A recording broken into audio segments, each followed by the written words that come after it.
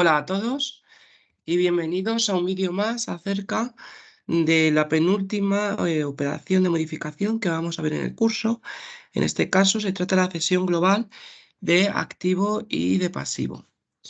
Eh, en primer lugar vamos a ver qué es o en qué consiste y es muy similar a la fusión y a la escisión, pero en lugar de recibir acciones o participaciones o cuotas sociales, la sociedad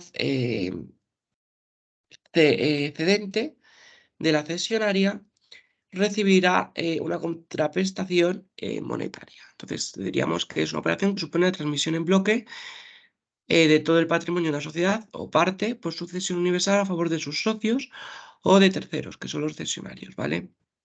Y a cambio recibirá una contraprestación monetaria principalmente o cualquier tipo de derecho que no consista en acciones, participaciones o cuotas del cesionario. Las sociedades participantes son la cedente y la cesionaria. Ambas tienen que tener carácter mercantil y ser sociedades inscritas. Puede haber muchas sociedades cedentes y varias sociedades cesionarias. En concreto, cesionarias suele haber una, ¿vale? Por cada cesionaria suele darse una operación. Y una cedente le puede dar a una cesionaria, o sea, varias cedentes pueden darle a la cesionaria su activo y pasivo. Contraprestación, pues como ya he dicho, consiste en cualquier tipo de bien o derecho, salvo acciones, participaciones o cuotas sociales.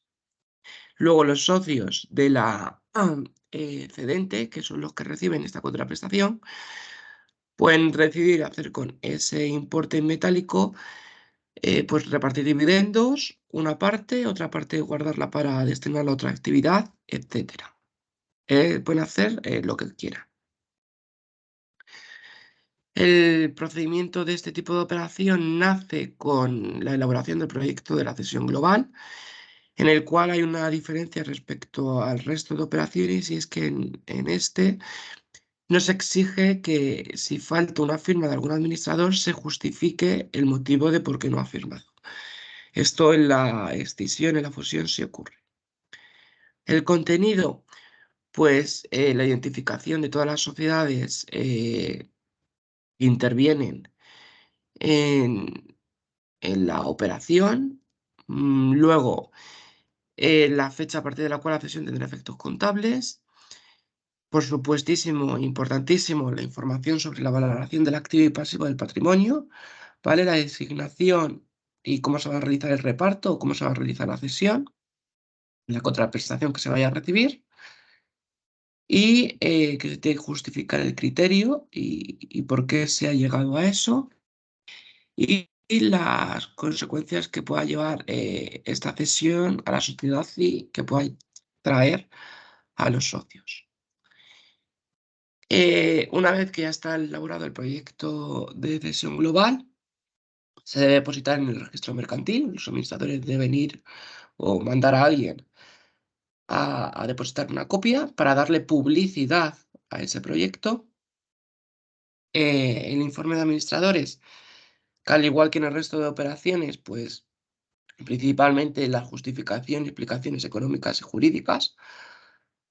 En este caso, en esta operación, lo que principalmente deben centrar el tiro es en la valoración del activo y pasivo de la sociedad cedente.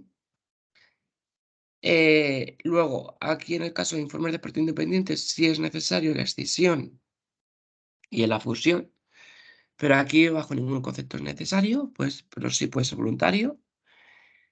Una vez que ya tenemos esos documentos, pasaríamos a la aprobación del acuerdo, que se hará en junta de socios, al tratarse casi siempre de una SA o una SL, y debe realizarse siempre una vez que se ha publicado el proyecto de cesión.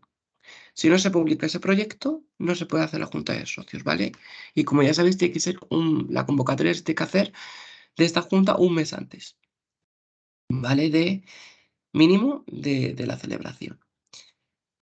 ¿Qué se tiene que poner a disposición de los socios? Pues por supuesto el proyecto, el informe de administradores, las cuentas anuales, el informe de gestión de los últimos 3 ejercicios, por supuestísimo el balance, ¿vale? El último balance anual aprobado. ¿Os acordáis que la fusión de decisión tenía que estar 6 meses aprobado antes de, o sea, que tenías un plazo desde que se cerraba y aprobaba el balance de 6 meses para hacer la fusión o escisión.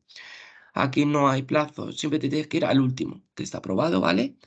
Y en el caso de que se cumplan los requisitos de ese balance, de superar ciertas partidas de activo de trabajadores, etcétera, los requisitos para saber si una empresa está auditada o no, pues bueno, su caso tendrá que ir acompañada del informe del auditor. Tiene que ir el proyecto de escritura de cesión, arriba os he puesto el proyecto de cesión, pero aquí es el proyecto de escritura, cómo quedaría la escritura, y los datos de los administradores del accedente y de los cesionarios, identificación. ¿Cómo se aprueba esto? Pues como en el resto de operaciones, y en la mayoría es el quórum, son exactamente iguales.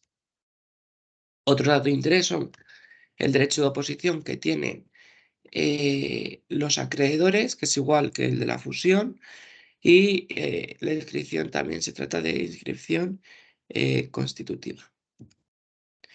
¿Qué efectos tiene esta operación? Principalmente la transmisión en bloque de un patrimonio social de A a B, por ejemplo, si A es la cedente y B la cesionaria, pues habrá una transmisión de patrimonio de A a B. En su caso, si se transmite todo el patrimonio, se extingue la sociedad cedente, si no, puede continuar con su actividad. Y luego, importante, las responsabilidades que se vayan a incumplir a partir de la operación. Imaginaos que se transmite un activo y un pasivo, y en ese pasivo hay ciertas deudas con acreedores. Esas deudas las adquiere o se hace responsable al cesionario, ya que ha adquirido tanto el activo como el pasivo referente a estas deudas. En caso de incumplimiento del cesionario, o sea, del cesionario, deberá responder de forma solidaria según la casuística de 3 maneras posibles.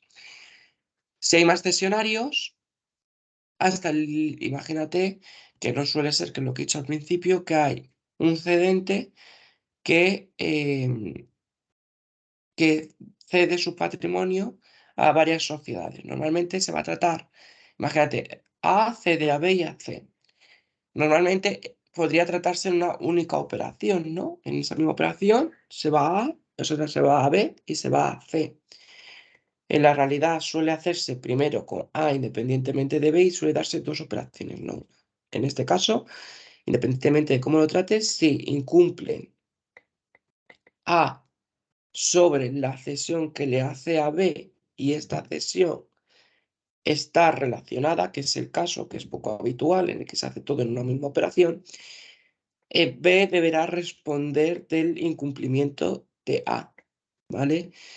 Los socios de la sociedad excedente podrán responder en el caso de que los cesionarios no respondan hasta el límite recibido a cambio de la cesión que ha realizado. Es decir, que si le han pagado 500, pues activo y pasivo solo va a responder sobre 500 la sociedad cesionaria, y en su caso el socio de la sociedad cedente, y en su caso el socio de la sociedad cedente.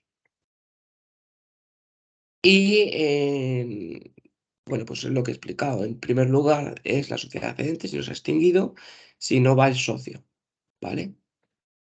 El plazo para prescribir esta responsabilidad solidaria es de 5 años a contar de la inscripción de la escritura, ¿de acuerdo?